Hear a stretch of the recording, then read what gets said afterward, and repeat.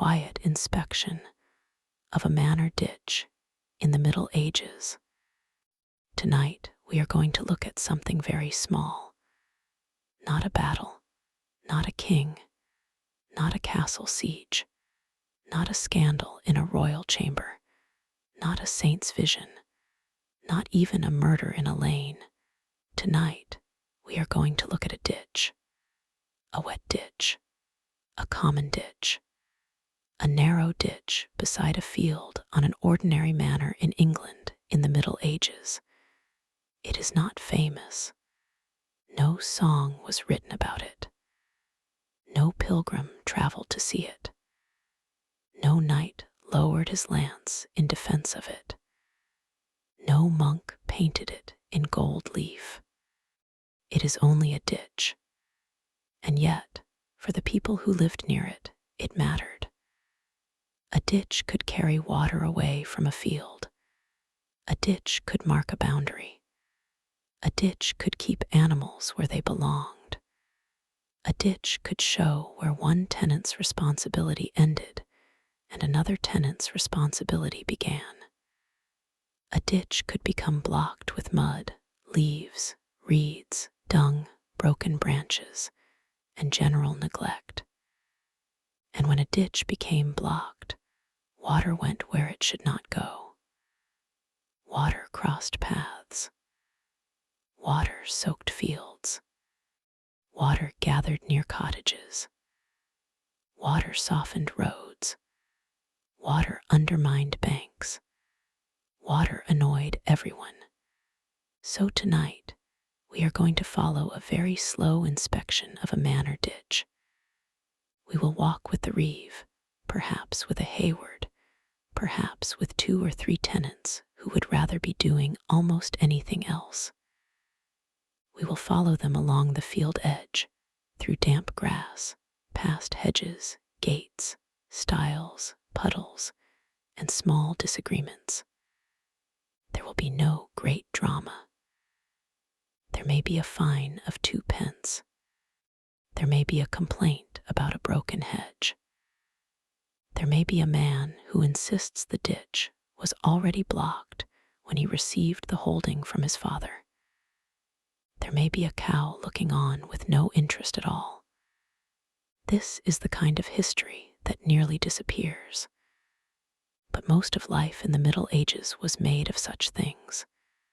Ditches, paths, hedges, fields, rent, labor, weather. Small duties performed badly, then slightly better, then badly again. So let us begin. It is early morning. The manor is waking. A thin mist lies over the lower ground. The fields are damp from rain in the night. The roofs of the cottages are dark with wet thatch. Smoke rises slowly from hearths, not in grand columns, but in weak, wandering threads. Somewhere a dog barks once, decides nothing useful is happening, and stops. The village is small. There is a church. There is a manor house. There are cottages. There are barns. There are gardens, yards, lanes, and animal pens. Beyond these are the open fields, divided into long strips. Some strips are sown. Some are fallow. Some are heavy with stubble. Some are only lines in the memory of people who have walked them all their lives. The land is not simply scenery. It is obligation. Every path has a use. Every gate has an owner or someone responsible for it. Every hedge has a history. Every ditch has a person who ought to clean it. The problem, of course, is that ought is a very old word, and people have been avoiding it for centuries. The reeve knows this.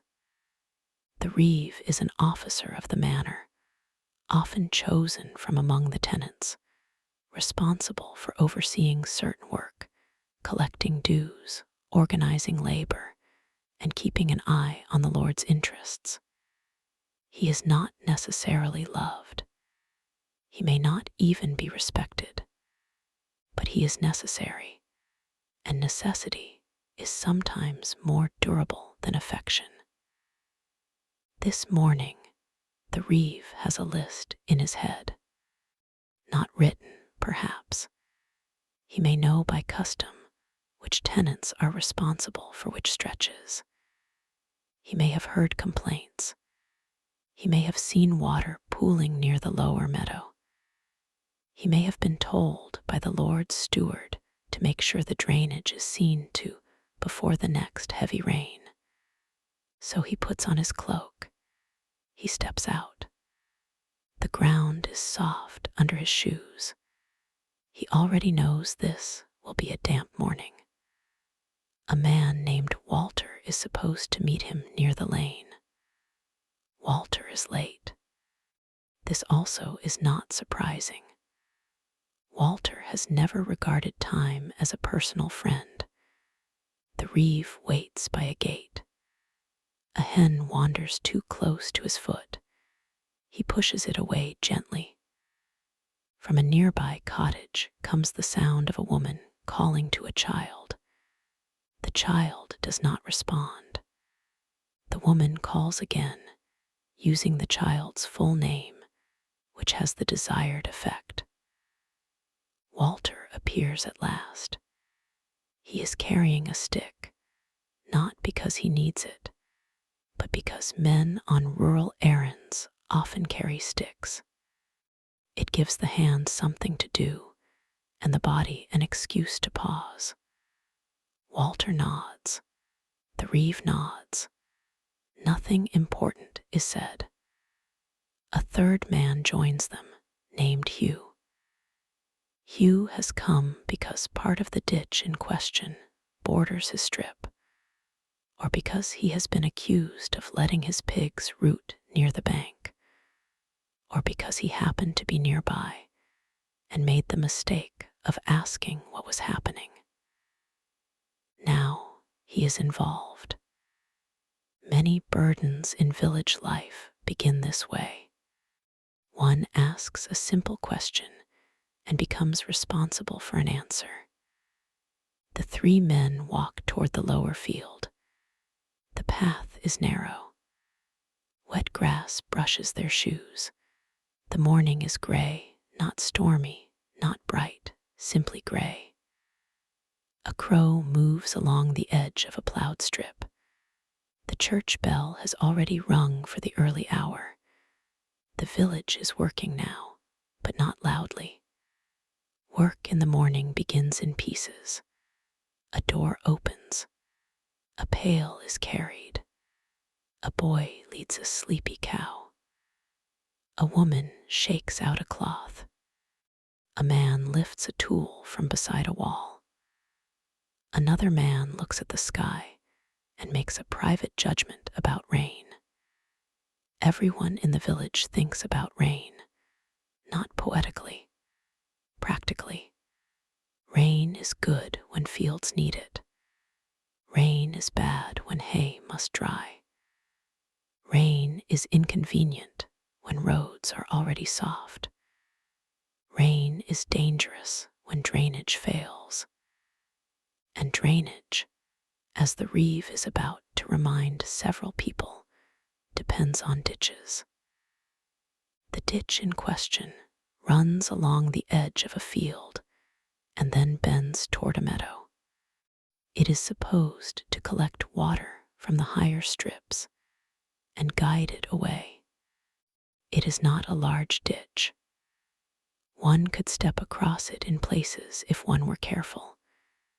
In other places, one would misjudge, slide, and spend the rest of the morning with a wet leg.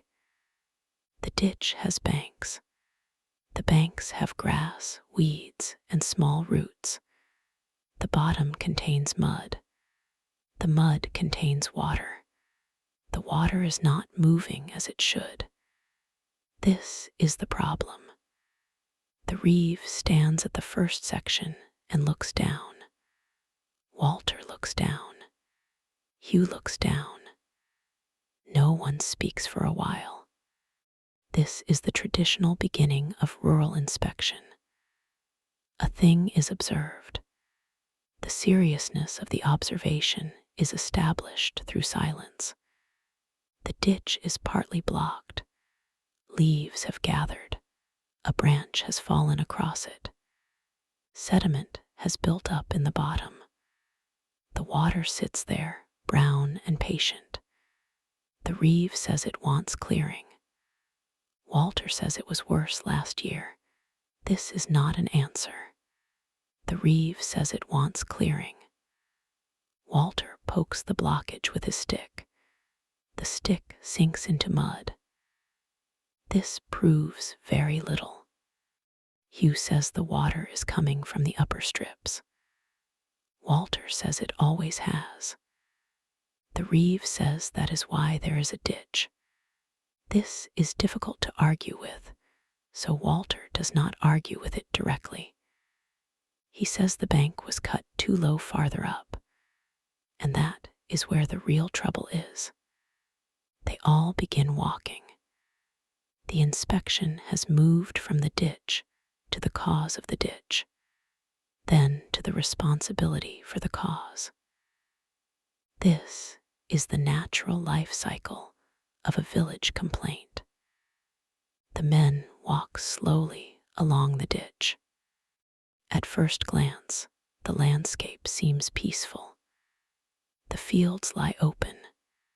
The air is cool. A line of trees stands beyond the meadow. The cottages are behind them now, partly hidden. But to the men walking there, the landscape is full of claims. That strip belongs to Martin. That one to Alice, widow of Robert. That one is held by Thomas, who married into it. That hedge should have been mended after Candlemas. That gate has been sagging since before Easter. That patch is always wet. That crossing is worse since the carter drove through it with too heavy a load. That willow was cut without permission. That ditch is not clean. A manor is a map of memory. No one needs a sign. People know. They know because their fathers knew, because their neighbors remind them, because the manor court records it, because fines have been paid before, because arguments have repeated themselves until they feel like features of the land. The reeve stops at the next section. This part is deeper. That is good. But the side has collapsed. That is bad. The bank has slumped into the water, narrowing the channel. Hoofprints show where animals have come too close. Hugh says the prints are not his animals. Walter says they look like Hugh's animals. Hugh says all hoofprints look alike if a man wishes them to. The reeve crouches. He touches the edge of the bank. Mud sticks to his fingers. He stands and wipes his hand on the grass. He says the bank must be repaired. Hugh says the animals were driven here because the upper path is bad. The reeve says the upper path is bad because the ditch overflowed. This creates a circle of blame, which is a common structure in village administration. A bad path causes animals to cross near the ditch. Animals damage the ditch. The damaged ditch floods the path. The flooded path forces animals closer to the ditch. Everyone is correct. This does not help. The reeve decides the section must be cleaned and the bank strengthened. Hugh makes a sound that is not quite agreement. They move on. The ditch runs beside a hedge now. The hedge is a living boundary made of shrubs, thorn, small trees, and careful cutting. Hedges in the Middle Ages are not simply decoration. They keep animals in or out. They define property. They provide wood, berries, shelter for birds, and annoyance for anyone who must maintain them. This hedge has a gap. The gap is not enormous. It is enough for a pig. A gap enough for a pig is a serious gap. A pig is an animal with strong opinions and poor respect for agriculture. If pigs get into the wrong place, they root and damage land. They are useful, valuable, and disorderly. Like many useful things, they require supervision.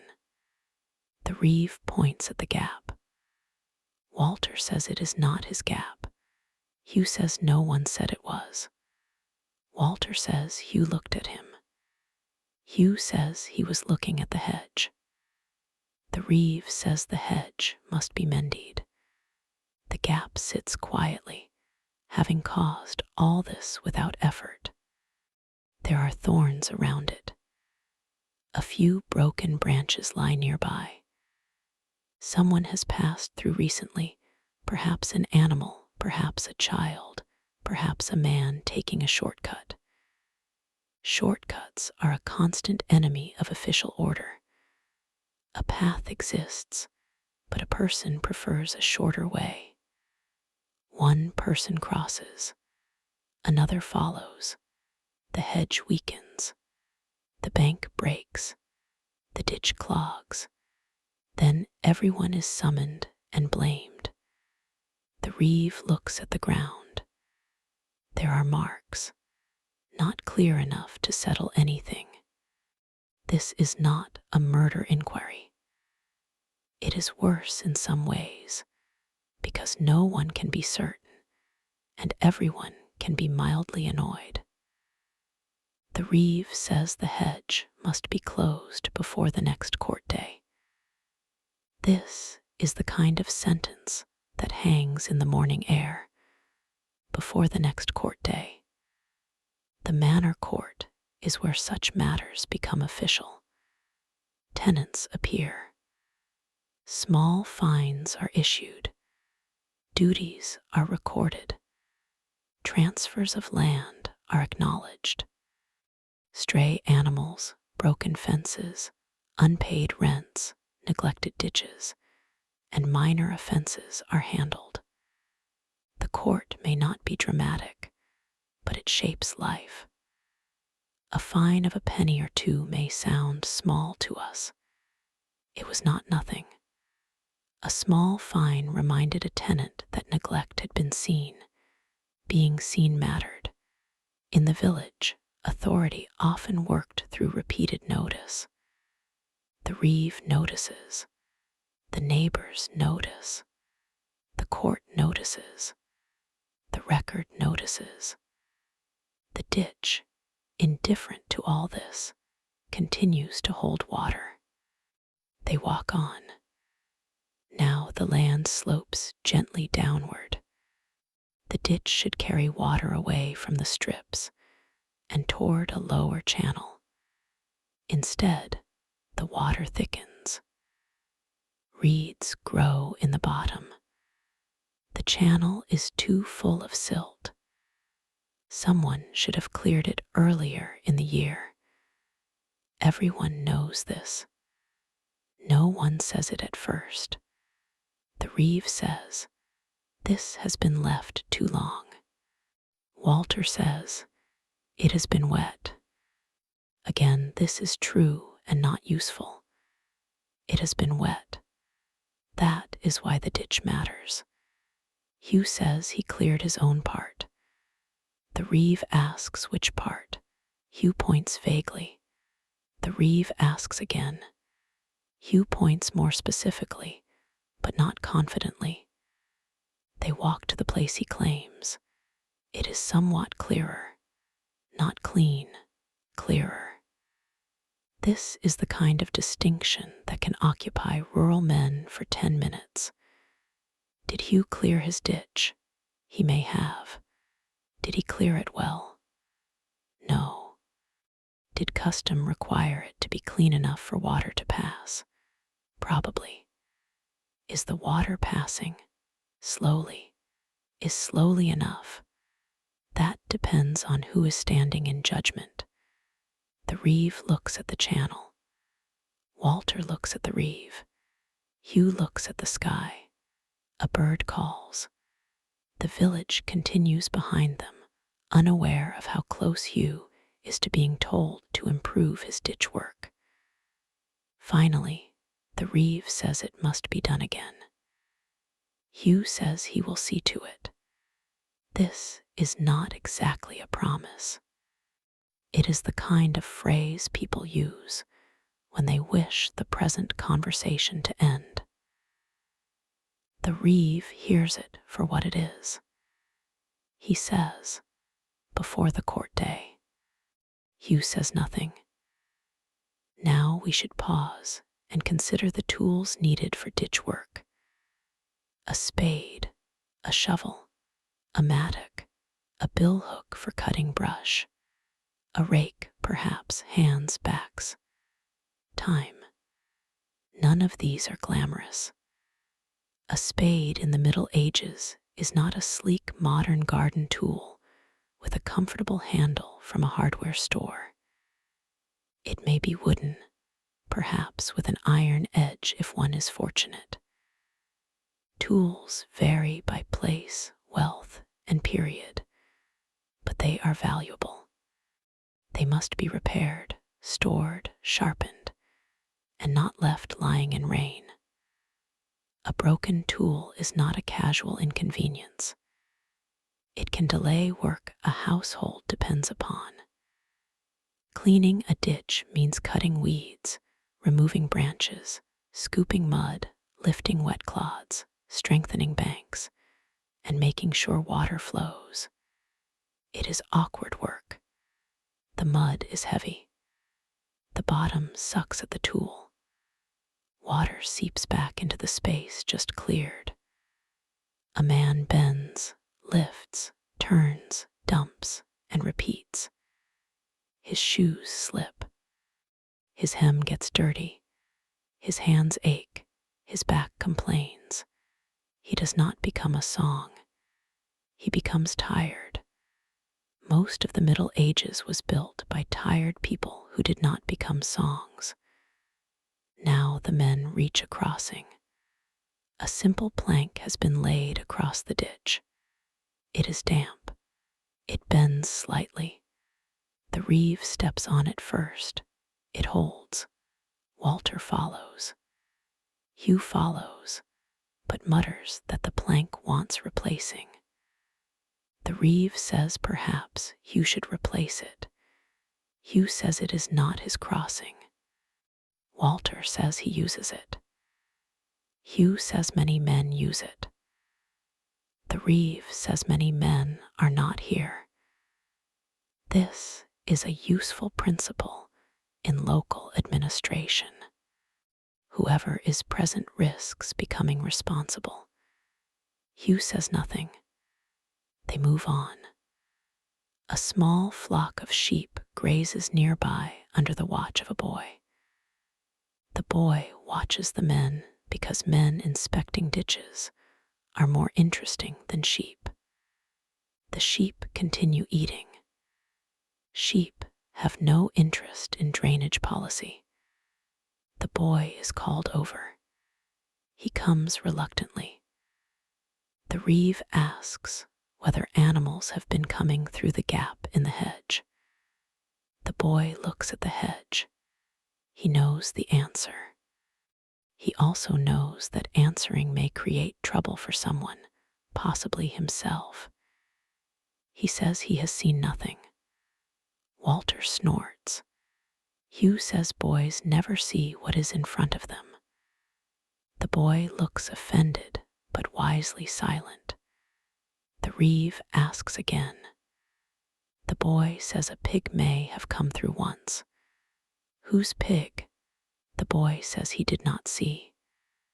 This is almost certainly untrue, but it may be the safest answer he has. The reeve lets him go.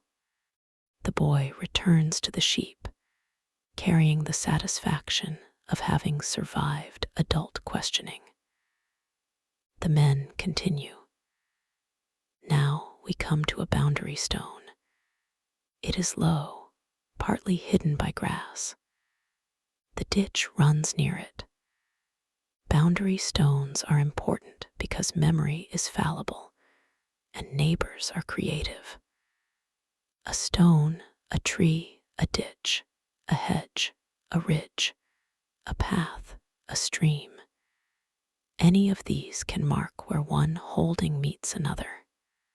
But stones can be hidden, trees can die, ditches can shift, hedges can be cut, and memory can become conveniently flexible.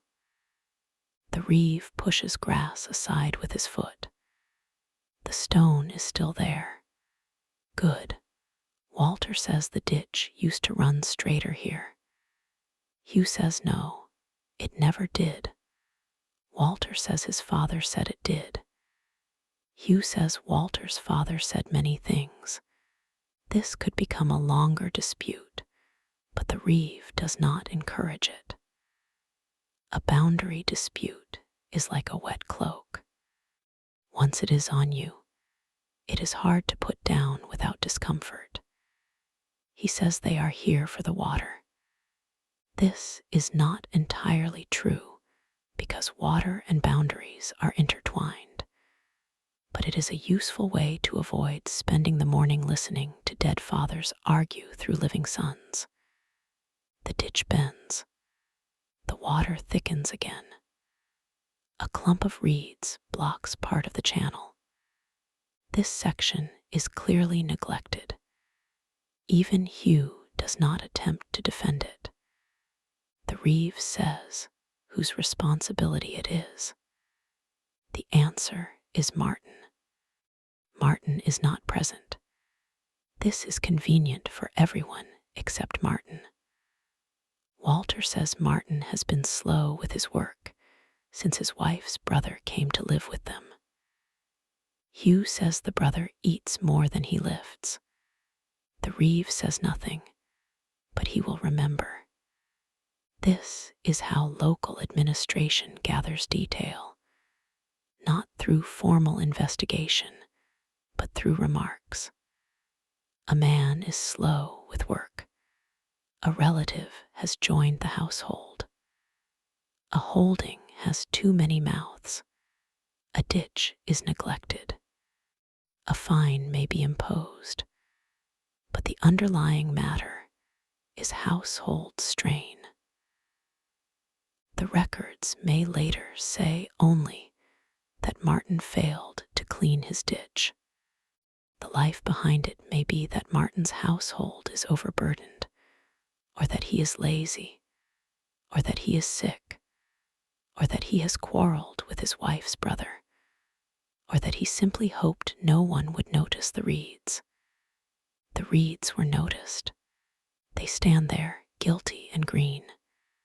The reeve marks the place in his memory. Martin must be presented at court, or warned, or both. The men move on. Now the ditch becomes shallower. This part is near the meadow, where water spreads if not managed. Meadows are valuable. Hay matters. Animals need winter fodder. A wet meadow can be useful, but a badly waterlogged one can cause trouble. Too much standing water at the wrong time can damage growth or delay cutting. Timing is everything. The reeve looks over the meadow. The grass is still low. Water lies in small shining patches. He does not like this. Walter says the lower channel is blocked near the willow. Hugh says that is not part of today's inspection. The reeve says it is now. This is how one small duty becomes a larger morning. They walk toward the willow. The ground is softer here. Each step leaves a mark. A person can tell a great deal about a village from footprints and hoofprints. Where people actually walk may differ from where they are supposed to walk. Animals reveal broken gates. Carts reveal shortcuts. Children reveal gaps. The land records use, and the reeve reads it imperfectly. Near the willow, the channel is indeed blocked. A branch has fallen. Leaves and silt have gathered behind it. The water backs up. The blockage is obvious. Walter looks pleased to have been right. Hugh looks irritated because the inspection has expanded. The reeve says the branch must be removed. Walter says it is from the Lord's willow. Hugh says if it is the Lord's branch, perhaps the Lord should remove it. This is bold enough to be satisfying and foolish enough to be dangerous. The reeve looks at Hugh. Hugh looks at the water. Walter looks delighted. The reeve says the branch lies in the common channel and must be cleared. This avoids the issue of ownership and returns to function. A good reeve survives by choosing function whenever possible. The branch must go. That is all. The men stand there a moment longer. None of them removes it. This is also part of the history of labor. Identifying work is easier than doing it. At last, Walter uses his stick to prod the branch. It does not move much. Hugh sighs and steps closer. Together, with some poor grace, they shifted enough for water to begin moving around one side. The water makes a small sound, the most satisfying sound of the morning. Flow. Very little has happened. But in ditch work, very little happening in the right direction is success. The reeve says it will need proper clearing. Walter says yes. Hugh says yes. Both men mean someone else should do it. Now let us consider why all this mattered so much. A field in the Middle Ages was not a private hobby. It was survival. Crops fed households, paid rents, supported animals, and fulfilled obligations. A strip of land badly drained could yield less. A path flooded could slow carts. A hedge broken could let animals into grain. A ditch neglected by one tenant could harm another. This made maintenance a moral issue, not in the grand sense of sermons about heaven and hell, in the daily sense of neighbors depending on each other's competence. If Walter neglects his ditch, Hugh's land may suffer. If Hugh lets animals damage the bank, Walter may have more water. If Martin fails to clear reeds, the meadow may flood. If everyone delays, the whole lower field becomes worse. The manor court exists partly because private neglect becomes public trouble. So a ditch is not only a ditch. It is a small agreement between people who might not like each other, but must still live together.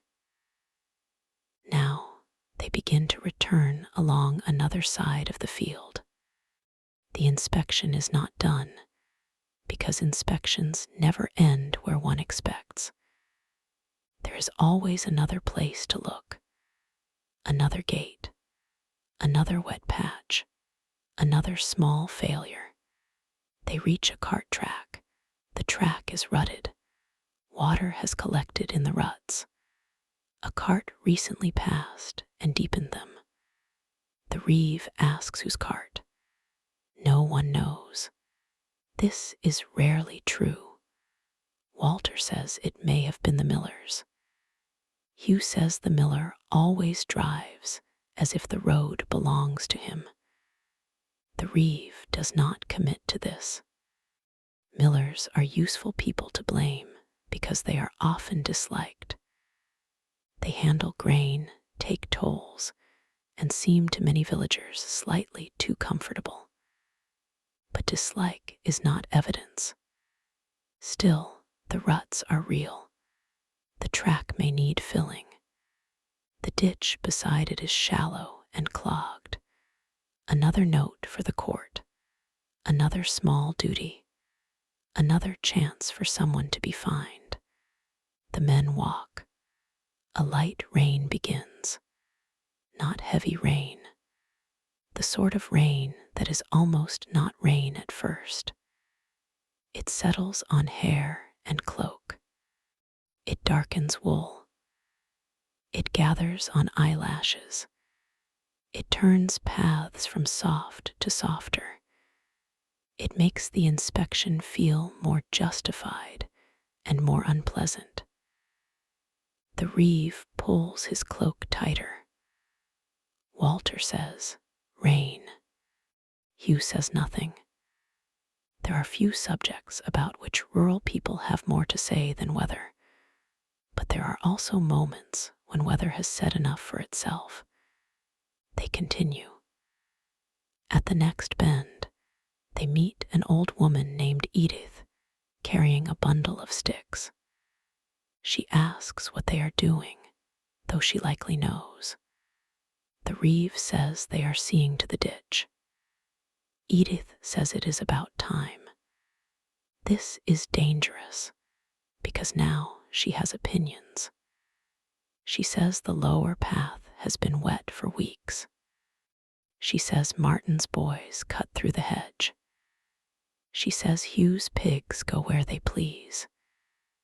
Hugh says they do not. Edith says they do when Hugh is not watching, which is often. Walter smiles. The reeve listens. Old women in villages often know a great deal, not because they are magical, though some neighbors might mutter such things when annoyed, but because they are present. They fetch wood, draw water, watch children, tend gardens, pass along paths, sit near doors, and remember what people hope has been forgotten.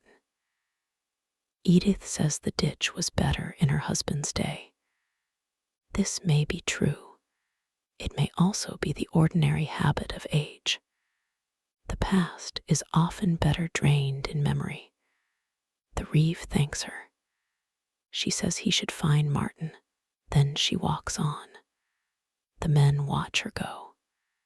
Hugh says Edith talks too much. Walter says she is usually right. The reeve says nothing. Again, he will remember. Now they reach the upper part of the ditch, where the land is firmer. This part is in better condition. The water moves. The banks hold. The hedge is thick. Someone has done the work here. The reeve notes this too. It is useful to know not only who fails, but who maintains properly. A village cannot run on punishment alone. It also depends on expectations being met so often that no one comments. No one praises a clean ditch for very long. They simply do not complain about it. This is unfair but common. Good maintenance disappears. Bad maintenance becomes visible. The men stand briefly at the clean section. There is not much to say. Water passes. The ditch is doing what a ditch should do. A small, brown stream moves along the bottom and continues downhill. The reeve looks almost satisfied, not fully. A reeve should never appear too satisfied. It encourages negligence. They turn back toward the village. The rain remains light. A few more villagers are now visible near the lanes. A man carries a fork over his shoulder. A woman leads a child by the hand. Someone is repairing a hurdle. Another person is shouting at geese, which do not seem moved by the argument. The inspection has taken most of the morning. No one has solved everything, but several things have been established. Walter's section must be cleared. Hugh's bank must be repaired. Martin must answer for reeds and neglect. The hedge gap must be closed. The branch near the willow must be properly removed. The lower channel must be opened. The cart track may require attention. The plank crossing should be replaced, though no one wishes to own that sentence. This is enough for one morning. Now the reeve must carry these things into the social machinery of the manor. Some will be mentioned informally first. A warning may be given. A neighbor may be told to handle his part before the court meets. A small task may be done quietly to avoid a fine.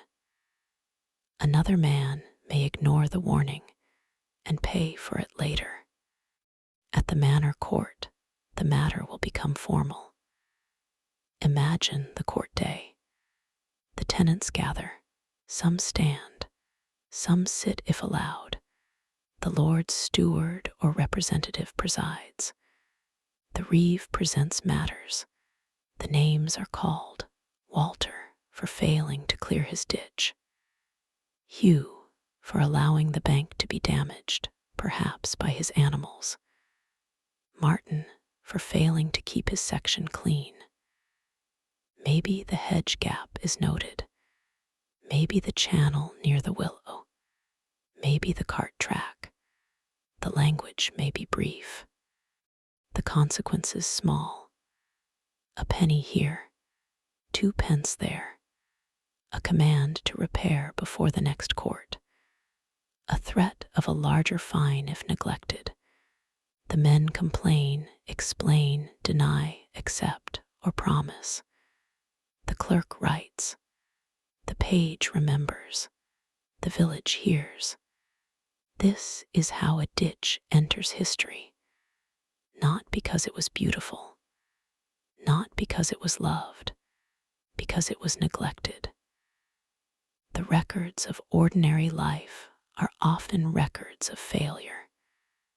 People who did their work correctly vanish.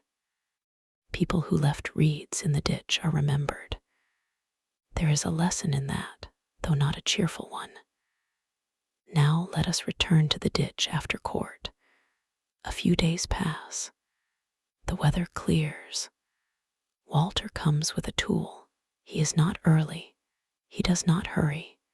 He works because he has been told to work, and because the fine would be more annoying than the mud. He cuts weeds. He lifts silt. He drags a branch out. He curses the ditch. The ditch accepts this without reply. Nearby, Hugh repairs part of the bank. He presses soil and turf into place. He drives in small stakes or lays brush where needed.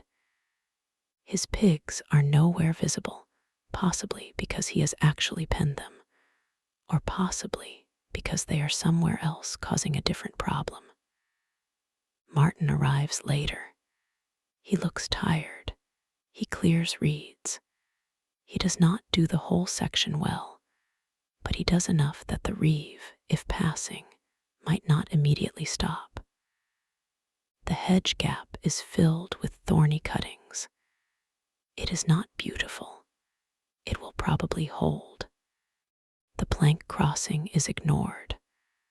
For now, A manor is never perfectly maintained. It is only maintained enough.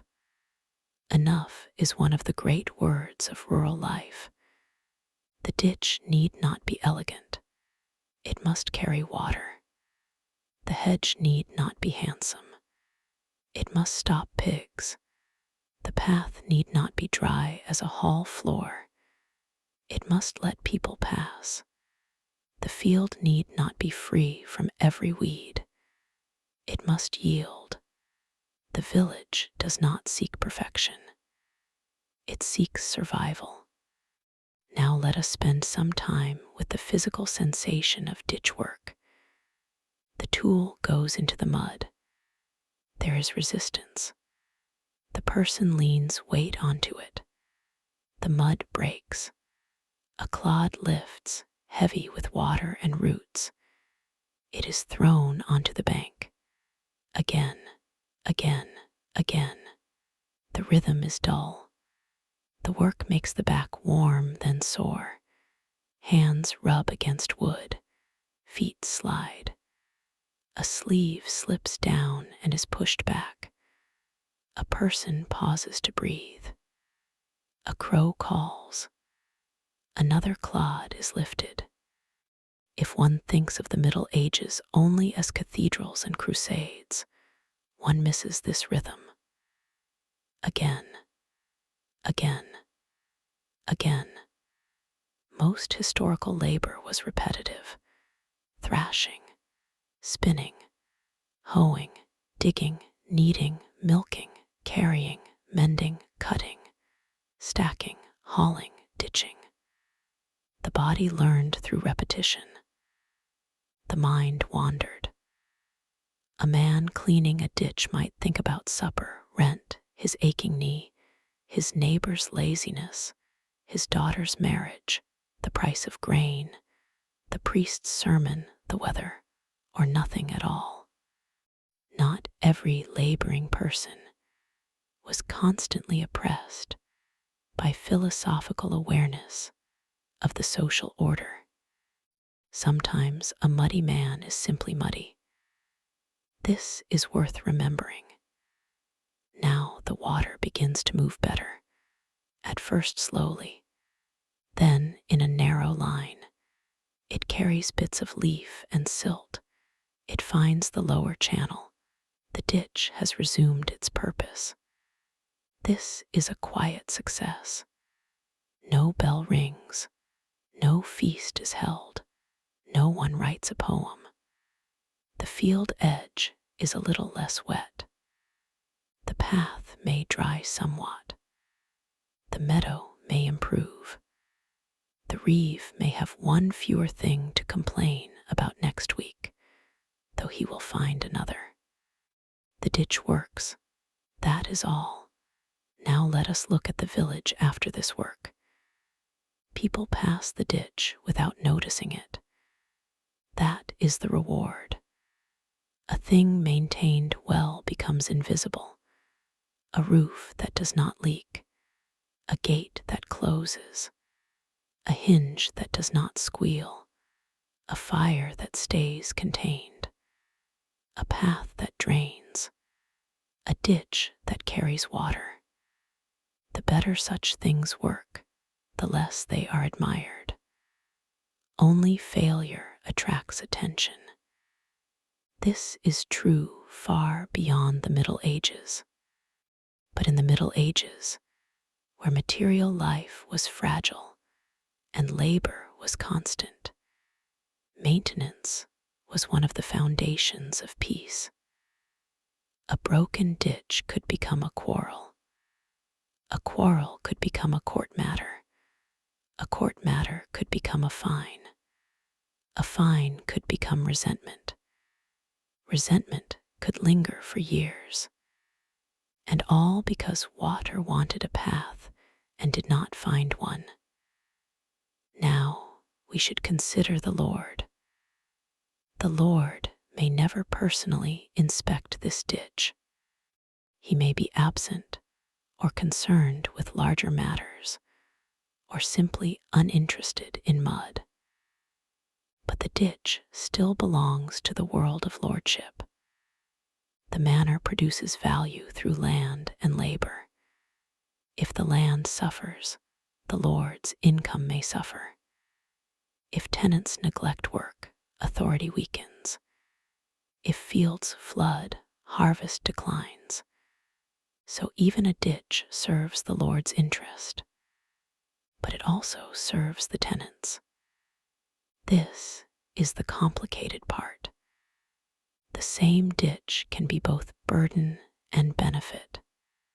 A tenant may resent being required to clear it. He may also complain if his neighbor fails to clear his. People often dislike obligations in their own hands and admire them in the hands of others.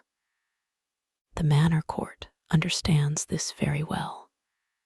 It turns complaint into order, at least sometimes. It does not make everyone happy. It makes things continue. Now let us think of the records again. A court roll may preserve a phrase about ditching. A tenant is immersed for failing to scour a ditch. Scour means clean out. It is a good word for this work. To scour a ditch is to scrape it open again, to remove what has accumulated, to restore flow.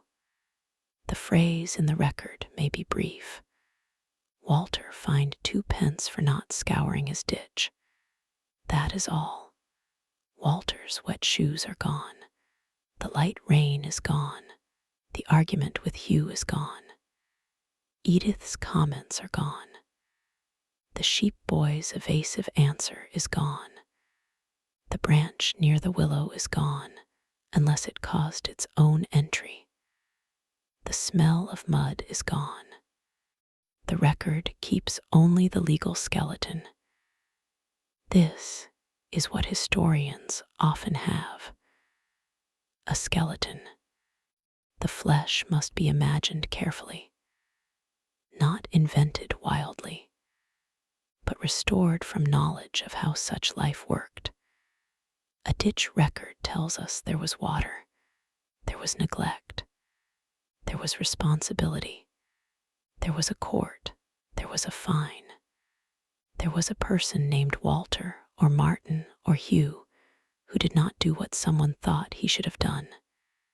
It is not much, it is enough.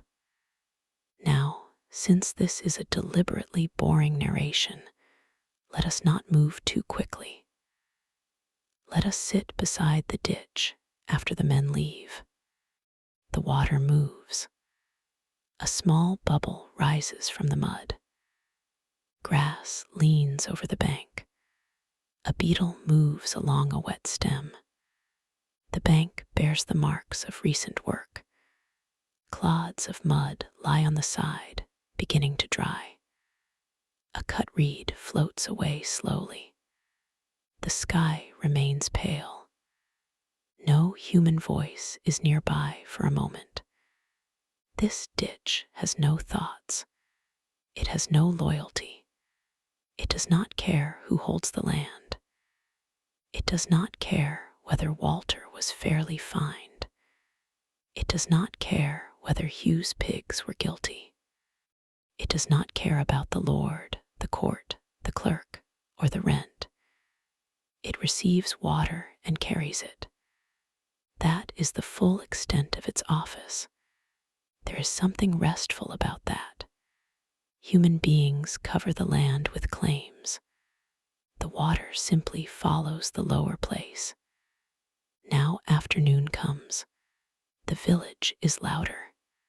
Children run along the lane, though not as quietly as their mothers would prefer. A cart creaks. Someone beats dust from a cloth. A pig complains from behind a repaired barrier. Smoke thickens from hearths. The church stands where it stood in the morning. The ditch continues. No one thanks it. The reeve, passing later, glances toward it. It is better. He does not smile. but he sees. This matters. In a world without constant written reminders, much depends on seeing. The reeve sees the ditch. The neighbors see the work. The tenant sees that he has been seen. The court later may hear that the duty was performed. The village is a society of observation. People watch fields. They watch animals. They watch weather. Watch one another. This can be oppressive. It can also be necessary. No one survives alone. A blocked ditch proves that. Now, let us follow the water farther down. It moves from the field edge into the lower channel. The lower channel joins a stream. The stream passes near another field, perhaps another manor, perhaps woodland, perhaps a mill. Water that begins as a problem in one place becomes useful in another. It turns a mill wheel. It feeds livestock. It shapes meadows. It carries waste away. It floods when too strong. It dries when rain fails. Water is never only local. A tenant neglecting a ditch may think of his own back and his own time, but the water connects him to others. This is why drainage becomes communal. The same is true of roads, bridges, hedges, and fences.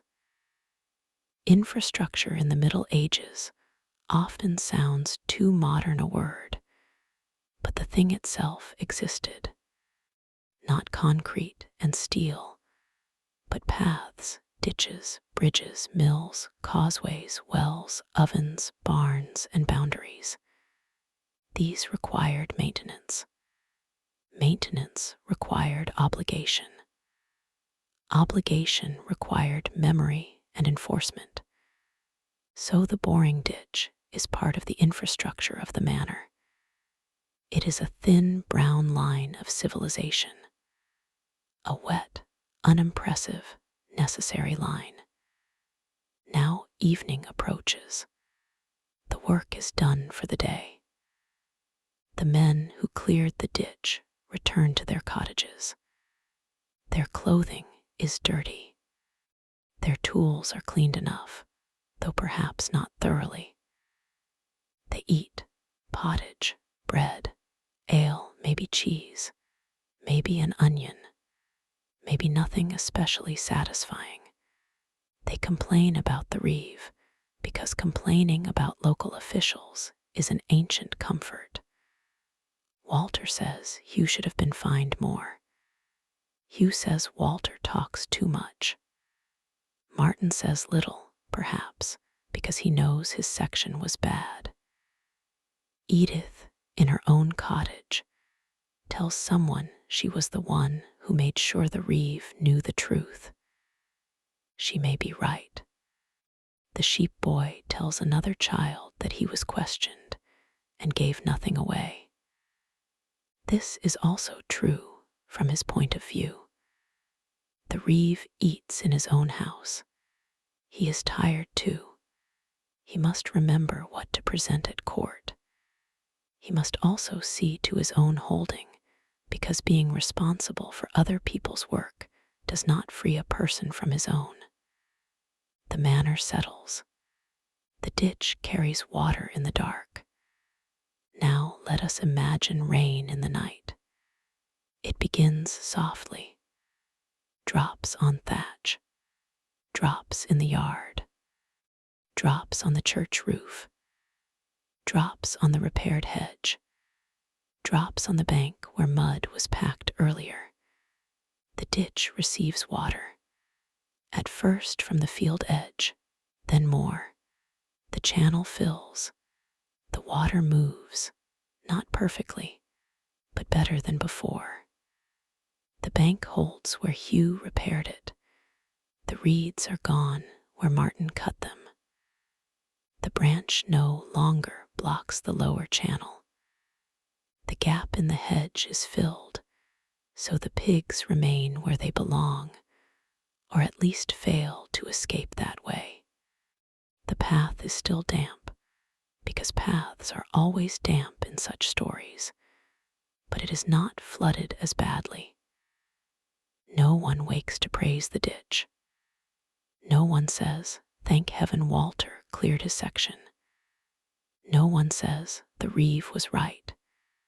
No one says, "This is the quiet triumph of rural administration." They sleep, and because they sleep, the maintenance has succeeded. Now morning comes again. The village repeats itself. Smoke rises. Animals stir. A door opens. A pail is carried. A child is told to hurry. The reeve walks past the lane and sees no new flooding. He says nothing. This is perhaps the highest form of praise a ditch can receive. Nothing. Now, if we look at this one ditch long enough, we begin to see the whole shape of rural life in the Middle Ages. There is land, there is weather, there is labor, there is custom, there is authority, there is memory, there is resentment, there is cooperation, there is avoidance, there is enforcement, there is repair, there is repetition. The field must be plowed again. The hedge must be cut again. The roof must be patched again. The animals must be watched again. The rent must be paid again. The ditch must be cleared again. Again is one of the main words of the Middle Ages. It is not romantic, but it is accurate. Again, again, again. The world is kept usable through repetition. Now, let us think of the people whose names we do not know. The person who first dug this ditch, perhaps years earlier, perhaps generations earlier. He may have stood with others, cutting a channel through wet ground. He may have complained as much as Walter. He may have had no idea his work would become a boundary, an obligation, and a subject for later fines. He simply dug where water needed to go. His ditch remained. Others cleaned it. Others neglected it. Others argued about it. Others stood beside it and said it was better in their father's day. This is how human work becomes landscape. A ditch dug by one generation becomes custom for the next. A hedge planted by one household becomes boundary for another. A path worn by many feet becomes the proper way. A repair becomes expected. A habit becomes law. The manor is not only land, it is accumulated behavior. Now we might ask, why is this boring subject useful for a history channel? Because boredom is often where truth hides. Great events are exceptional. Ditch maintenance is ordinary, and ordinary life is where most people lived. A peasant in the Middle Ages might never see a king. He might never enter a castle hall. He might never go on pilgrimage. He might never witness a battle. But he would know mud. He would know drainage. He would know the annoyance of being told to clear a ditch when there was other work to do. He would know the small fear of being fined. He would know the satisfaction of water moving after a blockage is cleared. He would know the look of a hedge gap and the kind of pig that would exploit it. He would know the names of men who avoided work and women who remembered everything. That is history too, a quieter kind, a damper kind. Now let us return one final time to the court roll. The clerk writes. The words are brief. The ink is dark. The parchment or paper receives the names. No one writes that the morning was gray. No one writes that Walter was late. No one writes that Hugh did not appreciate Edith's comments. No one writes that the sheep boy lied badly, but successfully. No one writes that the water made a small sound when the branch shifted. No one writes that the reeve's shoes were wet. The record says what authority needed preserved, but the rest happened. We can know it, not exactly, but reasonably, because every formal entry rests on informal life. Every fine rests on a morning. Every duty rests on a body asked to work. Every ditch rests on someone bending into mud. Now evening settles again. The village grows quieter. The ditch is dark. It reflects a thin strip of sky. The repaired bank holds. The hedge gap is thorny. The lower channel moves. Somewhere Walter complains. Somewhere Hugh denies responsibility for something else. Somewhere Martin delays another task. Somewhere Edith watches from her doorway. The reeve closes his own door. Rain may come again. The ditch will need clearing again. Not tomorrow, perhaps. Not next week, but someday. The reeds will return. The banks will slump. Leaves will fall. Animals will cross. Men will postpone. Women will notice. The reeve will inspect. The court will fine. The tools will go into mud. The water will move again. That is the whole story. A ditch is dug. A ditch is neglected. A ditch is inspected. A ditch is cleared. A ditch works. A ditch is forgotten. Then slowly it begins again. And this, in its small, wet, uncelebrated way, is life on a manor in the Middle Ages. Not the shining armor, not the illuminated page, not the coronation, not the crusade. Only water seeking a path through mud, and people being made responsible for letting it pass. For now, the ditch is open. The field is quieter. The path is passable. The hedge is closed. The village sleeps. And beneath the grass, under the dim sky, in a narrow line no one loves, but everyone needs, the water continues slowly on.